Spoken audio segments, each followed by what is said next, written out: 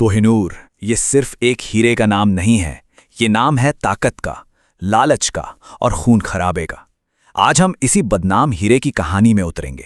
एक ऐसे सफर पर चलेंगे जिसने साम्राज्यों को बनाया और बिगाड़ा और अपने पीछे छोड़ी सिर्फ विश्वासघात की दास्तां। ये शब्द आज रणजीत सिंह मर गया। सोचिए, ये किसी बूढ़े सिख योद्धा के मुंह से निकले थे, तब जब वो अपनी पुश्तैनी तलवार अंग्रेजों के हवाले कर रहा था। बस इन चंद अल्फाजों में एक पूरे साम्राज्य के खत्म होने का दर्द, उसका पूरा वजन समाया हुआ था।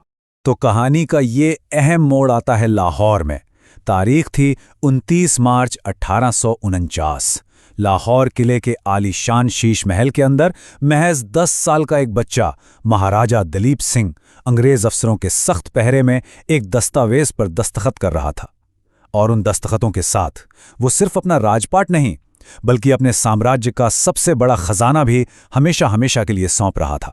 तो चलिए कहानी के पहले हिस्से में चलते हैं, जिसका नाम है एक साम्राज्य की कीमत, और देखते हैं कि कैसे सिख साम्राज्य अपने अंजाम तक पहुंचा। लाहौर की वो संधि, उसकी शर्तें बहुत ही सख्त थी। सोचिए, किले की दीवारों से सिख खालसा का झंडा नीचे उतारा गया और उसकी जगह ले ली अंग्रेजों के यूनियन जैक ने। पूरे पंजाब पर अब ब्रिटिश ईस्ट इंडिया कंपनी का कब्जा हो गया था। सारी सरकारी संपत्ति, सब कुछ जब्त कर लिया गया, और हां, इसमें वो बेशकीमती हीरा भी शामिल था। और रही बात 10 साल के महाराजा दलीप सिंह की, तो उन्हें गद्दी से बेदखल कर दिया गया। लेकिन यहां एक सवाल उठता है, आखिर ऐसा क्या था इस एक हीरे में कि वो एक पूरे साम्राज्य के पतन का सबसे बड़ा इनाम बन गया? इस सवाल का जवाब ढूंढने के लिए हमें वक्त में काफी पीछे जाना होगा। तो अब बात करते हैं इस हीरे के खूनी सफर की। देखते हैं कि कैसे ये एक ताकतवर सल्तनत से दूसरी सल्तनत के हाथों में गया और अपने पीछे छोड़ता गया बस तबाही के निशान। देखिए, इस हीरे का सफर 4 बड़े साम्राज्यों से गुजरा है।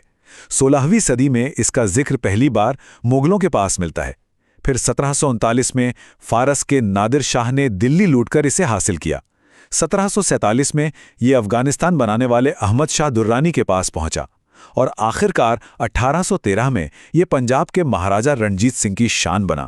इस हीरे का सबसे पहला पुख्ता जिक्र हमें मिलता है पहले मुगल बादशाह बाबर की यादों में। उनकी किताब में पानीपत की लड़ाई जीतने के बाद उन्होंने लिखा था एक बहुत बड़े हीरे के बारे में, जिसका वजन करीब 190 कैरेट था। ये वो खजाना था जो उनके नए साम्राज्य की निशानी बनने वाला था। और जानते हैं, 200 सालों से भी ज्यादा वक्त तक ये हीरा मुगल खजाने की शान बना रहा। ये एक खामोश गवाह था। इसने शाहजहां जैसे बादशाहों के दौर में मुगल सल्तनत की ताकत और शानो शौकत को अपनी आंखों से देखा, उनकी बेहिसाब दौलत का एक चमकता हुआ सबूत। लेकिन 1739 में सब कुछ बदल गया। फारस का शासक नादिर शाह दिल्ली पर तूफान बनकर टूटा। उसने शहर को बेरहमी से लूटा और पूरे के पूरे मुगल खजाने पर कब्जा कर लिया। और उसी लूट के माल के बीच में था कोहिनूर, जो अब एक नए और कहीं ज्यादा जालिम मालिक के पास पहुंच चुका था। और ये खून खराबा यहीं खत्म नहीं हुआ। 1747 में जब नादिर शाह का कत्ल हुआ, तो उसके एक वफादार अफगान जनरल अहमद शाह दुर्रानी ने हीरे को अपने इनाम के तौर पर हासिल कर लिया। और कमाल की बात यह है कि इसी खजाने के दम पर उसने एक नए मुल्क की बुनियाद रखी, जिसे आज हम अफगानिस्तान के नाम से जानते हैं। इस हीरे की कहानी में वहशत की कोई कमी नहीं है। एक किस्सा सुनिए। दुरानी के ही एक वारिस शाह जमान को जब खाना जंगी में पकड़ लिया गया, तो गरम सलाखों से उसकी आंखें फोड़ने से ठीक पहले उसने कोहिनूर को अपनी जेल की कोठरी की दीवार में एक दरार में छिपा दिया था। सोचिए क्या मंजर रहा होगा। यहां से कहानी एक बहुत ही दिलचस्प मोड़ लेती है। हीरा वापस हिंदुस्तान लौटता है, और इस बार वो पहुंचता है एक बहुत ही ताकतवर शासक के हाथों में, पंजाब के शेर महाराजा रणजीत सिंह। रणजीत सिंह इस हीरे को पाने के लिए कितने बेताब थे, इसका अंदाजा आप वफा बेगम के इन शब्दों से लगा सकते हैं। वो अफगानिस्तान के एग्जाइल राजा शाह शुजा की पत्नी थीं। उन्होंने रणजीत सिंह के दूत से कहा था, अगर तुमने हमें कोहिनूर नहीं दिया तो मैं इसे ओखली में पीसकर अपनी बेटियों में बांट दूंगी, और हमारे खून का इल्जाम तुम्हारे सिर होगा। ये शब्द बताते हैं कि उस हीरे को हासिल करने के लिए कितना ज्यादा दबाव बनाया जा रहा था।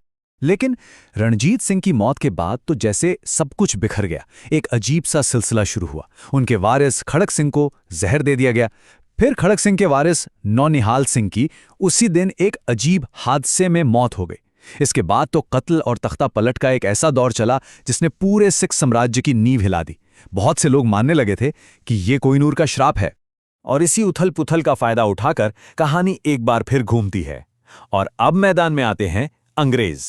अब हम देखेंगे हीरे के लंदन तक के सफर को और वहां पहुंचकर कैसे उसका रूप ही बदल दिया गया। ये किस्सा तो और भी मजेदार है। हीरे का जो नया अंग्रेज रखवाला था जॉन लॉरेंस, उसने कोहिनूर को अपनी वास्केट की जेब में रखा और हफ्तों तक भूल गया। सोचिए जला, बाद में जब उसके नौकर को वो एक टिन के डिब्बे में मिला तो उसने कहा, साहब इसमें कुछ खास नहीं है, ये तो बस कांच का एक टुकड़ा लगता है।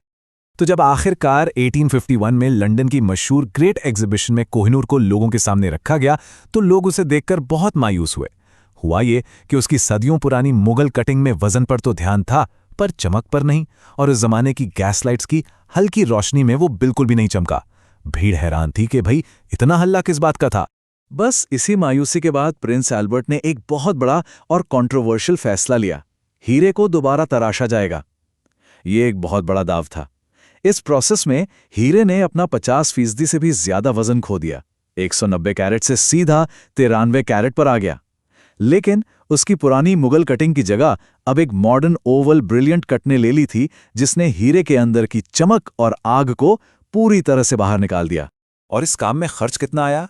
1852 में 8,000 पाउंड्स। आज के हिसाब से ये रकम करीब करीब 10 लाख पाउंड्स बनती है। इससे साफ पता चलता है कि ब्रिटिश राजघराना इस हीरे को बदलने के लिए कितना पैसा और मेहनत लगाने को तैयार था। और यहीं से हम पहुंचते हैं कहानी के आखिरी हिस्से पर, एक ऐसी विरासत जिस पर आज भी सवाल उठते हैं। अब हम बात करेंगे आज के दौर में इस हीरे की क्या जगह है और इसके मालिकाना हक को लेकर क्या विवाद चल रहा है। अपने इस नए रूप में कोहिनूर ब्रिटिश शाही खजाने का एक अहम हिस्सा तो बना, लेकिन एक अजीब सी परंपरा के साथ। इसे हमेशा रानियों के ताज में ही जड़ा गया, किसी भी राजा के ताज में नहीं। शायद ये उन्हीं अफवाहों का असर था कि ये हीरा पुरुष शासकों के लिए मनहूस है। आज ये हीरा लंदन के टावर में सख्त पहरे में रखा हुआ है। 1947 में जब भारत आजाद हुआ, तब से लेकर आज तक इसे वापस लाने की मांग कई बार उठी है। तर्क यही दिया जाता है कि ये एक चोरी की हुई चीज है, जिसे अपनी सही जगह पर लौटा देना चाहिए। तो आखिर में सवाल यही बचता है कि कोहिनूर है क्या? क्या ये दुनिया के इतिहास का एक अनमोल खजाना है, या फिर ये गुलामी और कब्जे की सबसे बड़ी निशानी है? इसका लंबा और खूनी सफर आज भी इस सवाल को हम सबके सामने खड़ा कर देता है।